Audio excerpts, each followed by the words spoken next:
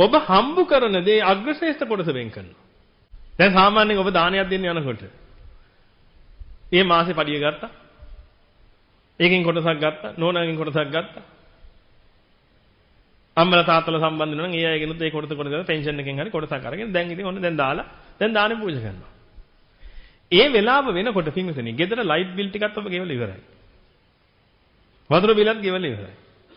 Rent එකට ගත්ත මොනවද ඒකත් ගෙවලා ඉවරයි. ෆිනෑන්ස් එකත් ගෙවලා ඉවරයි. ඔය ඔක්කොම ගෙවලා ඉවරලා ඉතුරු වෙච්ච කොටසින් ඔබට හිතුණා අපිත් අර දානෙට සම්බන්ධ වුණා නම් හොඳයි කියලා. ඇයි ඉතුරු වුණානේ කොටස? එතකොට දැන් ඔබ හොඳ දැන් මේක පිළිබඳව ඔබගේ වරද්දක් නෙමෙයි. මේ අපිට අන්තිමට මූණ පාන්න වෙච්ච දේ මේ පෙන්වන්නේ. එතකොට අපි අන්තිමට බුද්ධ ප්‍රමුඛ මහා සංඝයා උදෙසා පූජා කරලා තියෙන්නේ අපේ වැඩ ඔක්කොම කරලා ඉවර වෙලා ඉතුරු වෙච්ච සොච්චමේ. ඒක ලක්ෂ 2ක් වෙන්නත් පුළුවන් ඉතුරු වෙච්ච සොච්චම. ඔබගේ ආදායමට අනුකූලව. මම මේ කියන්නේ ඔබ නොකරනවා කියලා නෙමෙයි. ඒකයි මේක හරි පරිස්සමෙන් ඔලුවට ගන්න. වැරද්දක් නෙමෙයි මේ කියන්නේ. වෙලා තියෙන දේ නමුත් අපිට ගැලවෙන්න පුළුවන් ක්‍රමයකුත් මේකේ තියෙනවා. අන්න ඒ කොටසයි මම ඔබට පෙන්වන්න හදන්නේ. ඒක ලක්ෂ 2 ලක්ෂ 10 වෙන්නත් පුළුවන්. ඒක ඔබ සාසනයට පූජා කරනවා. හැබැයි ඒ වෙනකොට ඔබගේ කටයුතු ඔක්කොම ඉවර කළා. දැන් මෙන්න මේ ටික ඉතුරුයි. දැන් අපි මේකට මොකද කරන්නේ? අපි මේක එහෙනම් දානයක් දෙමුද? අන්න එතන එනකොට පින්විතනේ අග්‍රශ්‍රේෂ්ඨ කොටස නෙමේ සියලු කොටස් වෙන් වෙලා ඉවරයි. අර ඉතුරු වෙච්ච එකෙන් තමයි දැන් මේක කෙරෙන්නේ. ඒක නිසා පින්විතනේ මේ රටට අද මේ ලෝකේ අග්‍රශ්‍රේෂ්ඨ රට වෙන්න බැරි වෙලා තියෙනවා. මේ ලෝකේ තියෙන පහත් මට්ටමේ දින රටක් බවට පත් වෙන තැන තමයි ඉල්ල තියෙනවා මේ රට. එකම හේතුව ඕන ඕක. හරි ඕක පේන්නේ නැහනේ. ආර්ථික විද්‍යාඥයන්ට පේන්නේ මොකද්ද? මේ ආර්ථිකව රට වැටෙනවා. දේශපාලඥයන්ට වෙන්නේ මොකද්ද? මේ ආණ්ඩුව අර ආණ්ඩුව මේ ආණ්ඩුව ඔක්කොම පාණ්ඩුව ආණ්ඩුව කිය බැන එහාට බැන මෙහාට බැන ඒ අය ඒ කටයුතු කරගන්න. නමුත් මේකේ තියෙන යථාර්ථය පේන්නේ නැහැ. බුද්ධ ප්‍රමුඛ මහා සංඝයාට අග්‍රශ්‍රේෂ්ඨ කොටස වෙන් කරපු කාලේ ලෝකෙ තිබිච්ච හොඳම රට මොකද්ද? අග්‍රශ්‍රේෂ්ඨම රට මොකද්ද? අග්‍රශ්‍රේෂ්ඨ මිනිස්සු හිටපු රට මොකද්ද? ශ්‍රී ලංකාව. ඇයි පිටුනේ අරිහතුන් වහන්සේලා වැහි වැහලා හිටියේ? එන්න පිටුනේ ඒක බැස්ස පල්ලෙහාට මොකද හේතුව? දැන් බුද්ධ ප්‍රමුඛ මහා සංඝයාට පූජා වෙන්නේ. මේ උත්තරීතර ශාසනයට පූජා වෙන්න අග්‍රශ්‍රේෂ්ඨ කොටස නෙමෙයි නිසා. ඔබ ව්‍යාපාරයක් කරනවා නම් හෝ වේවා. රස්සාවක් කරනවා නම් හෝ වේවා. ඔබට කරන්න පුළුවන් දෙයක් තමයි. අපි කඩයක් කරනවා කියලා. ඔබ කඩයක් කරනවා නම් ඔබ වෙනම කැටයක් තියාගෙන ඉන්න. ඔබ වෙනම කැටයක් තියාගෙන ඔබ දවසේ කරන පළවෙනි බිස්නස් එකෙන් පුංචි කොටස අග්‍රශ්‍රේෂ්ඨ කරලා සම්බුද්ධ ශාසනයට කියලා ඒකට දානවා. රුපියලක්ද? ඒකමක් නැහැ. දාන ගාන වැදගත් නැහැ. අග්‍රශ්‍රේෂ්ඨ කොටස කියලා ඒකට වෙන් කළා. ඔන්න ඒක Tamanට පේන්නම ගහ ගන්නවා. අති උත්තරීතර ශාසනය වෙනුවෙන් කියලා එක ගහලා තියෙනවා. එතකොට පිටුනේ ඔබ අග්‍රශ්‍රේෂ්ඨ කොටස ඒකට වෙන් කළා එදා. ඊටු ටික ඔබගේ වැඩ කටයුතු වලට යොදාගත්තා. රුපියලක් අර හරියට දැම්ම අරකට වැඩ කටයුතු කරගත්තා. ඊළඟ දවසේ කඩේ යන්නකොට ඔබගේ හිතේ තියෙනවා පුංචි අදහසක්. මං කඩේ කොහොම හරි දැන් අරින්න ඕනේ. ඇයි? ශාසනයටත් යමක් කරන්න මට තියෙනවා. එතන මගේ ව්‍යාපාරයෙන් ශාසනයටත් මම යමක් වෙන් කරන්න ඕනේ මුල්ම කොටස. එතකොට පිටින් ඔබ කඩේ අරින්නේ ඔබගේ ජීවිත පැවැත්මට විතරක්ම නෙමෙයි. බුද්ධ ශාසනයේ චිරජීවනයේ උදෙසාත් ඔබ කඩේ අරිනවා. මේ නොදැනුවත් වෙන්න වැඩේ. පිටින් රුපියලක් කියන්නේ රුපියල් 5ක් කියලා කියන්නේ ටෝපියක්වත් ගන්න බැරිවද දැන්? ඒ ඔබට දාන්න පුළුවන් ප්‍රමාණය ගැන මම ඒක ඔබනේ දන්නේ මම නෙමෙයිනේ. මං කියන්නේ 750 හරි කමන්නේ. 750 නම් දැන් දාන්න බැරි වෙයි. අමාරුයි හොයාගන්න. 750 රුපියල් 5000කට විතර විකුණුනේ නැති දැන්. 750 නෑනේ. එතකොට හැමදාම පින්විතනි පුංචි කොටසක් සාසනයට ගෙලිත් වෙනවා. අග්‍රශ්‍රේෂ්ඨ කොටස. පළවෙනිම ව්‍යාපාරේ පළවෙනි තැනින් ගත්තේ.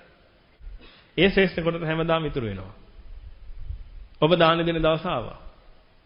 අර කැටේ කැඩුවා. රුපියල් 300ක් එකතු වෙලා. දාන දෙන්න යනවා 30000. 300 අග්‍රශ්‍රේෂ්ඨ කරගෙන ඉතුරු ටික පියෙව්වා. දැන් ඔබ දන් දෙන්නේ අග්‍රශ්‍රේෂ්ඨ කොටසේ. වෙනසක් කරන්න මං කිව්වේ නෑ. 30000ට නම් දාන දෙන්නේ 40000ට දාන දෙන්නේ නෙමෙයි මේ කිව්වේ. පුංචි දෙයක වෙනසක් කරන්න. ආන්නේ වෙනස කළා නම් ඔබට ව්‍යාපාරات හොඳට දියුණු වෙලා. ඇයි? ව්‍යාපාරයෙන් කොටසක් කොහෙට යනවද? සාසනයට යනවා. ව්‍යාපාරය වෙන්නොත් සාසනයට යන කොටස වැටෙනවා. එහෙනම් ඔබගේ ව්‍යාපාර වල බංකොලොත් වෙනවා. හදි වුණීමක් හරි කවුරු හරි කළා. දැන් ව්‍යාපාරයේ බංකොලොත් වෙනකොට සාසනයට පූජා කරන කොටසක් දෙනවා. ඒ කොටසක් දැන් එන්න මක් වෙනවද? අඩු වෙනවා. ඒ කොටස එන්න අඩු වෙනකොට දැන් ඔබට කතා කරලා කියන්න පුළුවන් 18ක් සේනාධිපතිවරුන්ට. අග්‍රශ්‍රේෂ්ඨ කොටසක් මම වෙන් කළා. ඒක අඩු වෙනවා. මට ඒකයි දුක. හැබැයි මේවා අවංකව වෙන්න ඕනේ. රැවටිල්ලට උනොත් එහෙම තමන්ගේ වල තමන්ම කපාගත්ත තමයි. ඒකයි මම කියන්නේ අවංක වෙන්න ඕනේ හැමතිස්සෙම. කුහක ගතිය අයින් වෙලා අවංක වෙන්න ඕනේ. වසල ගතිය අයින් වෙලා අවංක වෙන්න ඕනේ. මේ සම්බුද්ධ ශාසනයක ඵලපූර්ණේ කරන්න යන පිරිසක් බවට පත් වෙන්න ඕනේ. ඒකයි මම කිය කුහකේ වාසනය කරන්නවත් එපා කියලා. ශ්‍රේෂ්ඨ වෙන්න පිළිතුරු හැමතිස්සෙම. ඒකයි මම ඔබට හැමතිස්සෙම කියන්නේ. ඔබගේ වැදගත්කම තියාගෙන වැදගත්ම විදිහට ජීවත් වෙන්න. මතක තියාගන්න. ඔබගේ ශාස්ත්‍රූපරයා ශාක්‍ය කුලයේ කෙනෙක්. ඒක අමතක කරන්න එපා. බොහොම ශ්‍රේෂ්ඨ කෙනෙක්. බොහොම ශ්‍රේෂ්ඨ විදිහට ජීවිත ගත කරපු පිරිස් ශාක්‍යයෝ කියලා කියන්නේ. මාන්නකාරයෝ තමයි. ඇයි? පොෂ්. ඒකයි. පොෂ් මිනිස්සු. වැරහැලි ඇඳගෙන කඩමාළු ඇඳගෙන එහෙම හේදුවපයි නෙමෙයි. බොහොම වැදගත් විදිහට හිතව පිරිස. අපි කියන්නේ සමාජයේ වැදගත් පිරිස කියලා. ලස්සන දන්දල පණ දෙන්න. පිළිවෙලකට හැම වෙලේම කරන්න. ආන් එහෙම පිරිසක් ශාක්‍යයෝ කියලා කියන්නේ. මේ ශාක්‍ය පරපුරෙන් ඔබ පැවතගෙන එන්නේ. ඒ කිව්වේ ශාක්‍යයන්ට ජාතක වුණා කියලා නෙමෙයි. ඔබගේ ශාස්ත්‍රවරයා කවුද? ඒ මහා ශාක්‍යයා. ඒක නිසා හැමදේම වැදගත් බව මේන්ටේන් කරන්න. ඔබ වැදගත් කෙනෙක්. ඔබ කටහරින්න හරියම පරිස්සමෙන්. හරියම කාටවත් පල්ලෙහාට දාන්න මේ වැඩ කරන්නේ නැහැ. එහෙනම් ওই විදිහට අග්‍රශ්‍රේෂ්ඨ කොටස වෙන් කළා. ඒ අග්‍රශ්‍රේෂ්ඨ කොටස මුදුන්පත් කරගෙන අනිත් ඒවා එකතු කරලා ඔබ දාන්නේ දෙන්න. පන්සලේ පේරු දාන්නේ ගමේ පන්සලේ ඕනේ දෙයක්. ගමේ පන්සලේ චෛත්‍ය හුණු ගන්න ඕනේ කියනවා. ඔබට ආරංචි වෙනවා ගමේ පන්සලේ චෛත්‍ය හුණු ගන්න දැන් වැඩ පිළිවෙල ලැස්ති වෙනවා කියලා. අග්‍රශ්‍රේෂ්ඨ කොටසක් තියෙනවා. ගිහිල්ලා පන්සලේ හාමුදුරන්ට කිව්වා ස්වාමීනි. හැම දවසකම උදේ මගේ ව්‍යාපාරයෙන් යම් කොටසක් මම ශ්‍රී සම්බුද්ධ ශාසනය වෙනුවෙන් වෙන් කළා. ඒ අග්‍රශ්‍රේෂ්ඨ කොටස මේ චෛත්‍ය රාජානන් වහන්සේගේ හුණු පිළියම් කිරීම උදෙසා මම පූජා කරනවා ස්වාමීනි කියලා. පූජා කළා. පින්වදින අග්‍රශ්‍රේෂ්ඨ කොටස ඔබ පූජා කරා. එහෙනම් ඔබ ඒ කාන්තේම හැමතැනම අග්‍ර වෙයි. ශ්‍රේෂ්ඨ වෙයි. පූජකෝ ලබතේ පූජම් වන්දකෝ පටිවන්දනා. පූජා කරන්නාට තමයි පූජාව ලැබෙන්නේ. වන්දනාව කරන කෙනාට තමයි වන්දනාව ලැබෙන්නේ. මාසේ පඩියක් ගන්නවා නම් ඒකෙන් පුංචි කොටසක් වෙන් කරනවා. වෙන් කළා තමයි ලයිට් බිල ගෙවන්නේ. වෙන් කළා තමයි ළමයාගේ ස්කූල් ෆීස් ගෙවන්නේ. ස්කූල් වෑන් එකට සල්ලි ගෙවන්නේ. අරක වෙන් කරනවා. account එකට එන්නේ. ඒ account එකට ආපු ගමන් දැන් අපි ඉංග්‍රීසි වල අපි දාලා තිබ්බා. ස්ටෑන්ඩින් ඕඩර් එකක් දාලා තිබ්බා. සල්ලි ටිකක් වැටිච්ච ගමන් ඒකෙන් පුංචි කොටසක් පවුන්ඩ් 10ක් 20ක් හරි කමන්නේ. ඒක සාසනික වැඩ කටයුතු සඳහා වැය වෙනවා. ඒක එහෙමම අයින් වෙනවා. ඉතින් ඔබගේ සල්ලි ටික එන්නේ බැංකුවට නම් ඔබට මම මේ කියන්නේ ලොකු ගණන් නෙමෙයි. රුපියල් 5 මහ ලොකු ඒවා නෙමෙයි. ඊට පස්සේ ඊටු ටික පියවන්න. එතකොට දැන් ඔබට කන්න බොන්න අඩු වෙනවද රුපියල් 5ක් එහෙම වුණා කියලා. එහෙම වෙන්නේ නැහැ නේ. හැබැයි ඔබ ශ්‍රේෂ්ඨ කොටස හිත තියලා පූජා කරලා ඉවරයි. හැබැයි ඒක ගන්න එපා සාසනික ක්‍රමයකට හැදෙන්න වෙන කිසි දෙයකට. අම්මා හදනීප වෙලා. ඒකටවත් ගන්න එපා. ගන්නවනම් ඔබ මේක පූජා කරන්න හිතන් හිටපු තැනට ගිහිල්ලා ස්වාමීනි මම මේක ශාසනය වෙනුවෙන් පූජා කරන්න හිතේ. දැන් මට මේක කරගන්න විදිහක් නැහැ. අම්මා හදනීප වෙලා මට මේ ටික ගන්න වෙනවා. ගන්න අවසර දෙන්න කියලා හරි හිතාගෙන ගන්න ඕනේ. එහෙමවත් කරන්න එපා. ඒක හොයලා දාලා පොඩි ගණන් එකතු වෙන. රුපියල් 300ට අම්මට බෙහෙත් කරන්න බෑ. එහෙම බල්ලා කටයුතු කරගන්න. එහෙම කළොත් පින්වතුනි ඒකාන්තයෙන්ම නැවත වතාවක් මේ මුළු ලංකා දීපේම අග්‍රශ්‍රේෂ්ඨ කොටස බුද්ධ ප්‍රමුඛ මහා සංඝයා උදෙසා පූජා වෙන්න ගන්නවා. නැවතත් මේ රට ලෝකේ තියෙන හොඳම රට බවට පත් වෙයි. ඔබ මේ ආරංචිය හැමෝටම දෙන්න. හිඟන්නටත් පුළුවන් මේක කරන්න. ඔබට නෙමෙයි. පළවෙනි හිඟමනේ කොටසක් වෙන් කරනවා කාටද? බුද්ධ ප්‍රමුඛ මහා සංඝයා උදෙසා. ශාසනය උදෙසා කියන. උට නොලැබියයිද කවදාවත්. පොල් කඩනවා. පළවෙනි ගහටින් හම්බෙන්න ගානේ පුංචි කොටසක් වෙන් කරනවා. දැන් ඔබට පුළුවන්ද?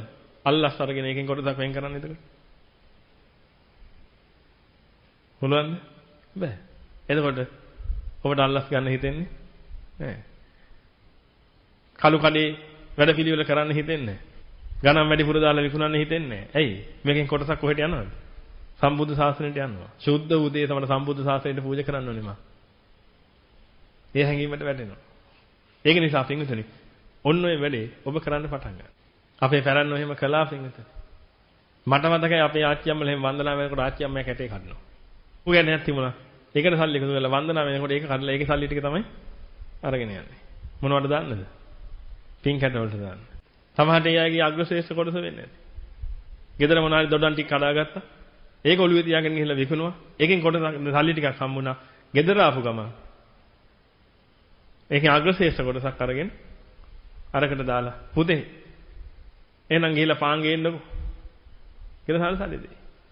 හැබැයි අර කොටස අරකට දාලා. ඉතින් අපේ පැරණන්ගේ ක්‍රමයේ තිබුණා. ඉතින් ඒක එන්නේ නැති වෙලා ගිහිල්ලා අද ඒ අදහස නැහැ. හැබැයි පින්කම් කරනවා මිනිස්සු ඕනේ තරම්. ඒ කියන්නේ මං කියන්නේ ඔබ සීල දෙනා පින්කම් කරනවා. මං කිව්වේ අර අදහසත් ඇතුල් කරගෙන ඔය පින්කම් කරන්න. ඒකෙන් ලොකු සෙතක් වෙයි.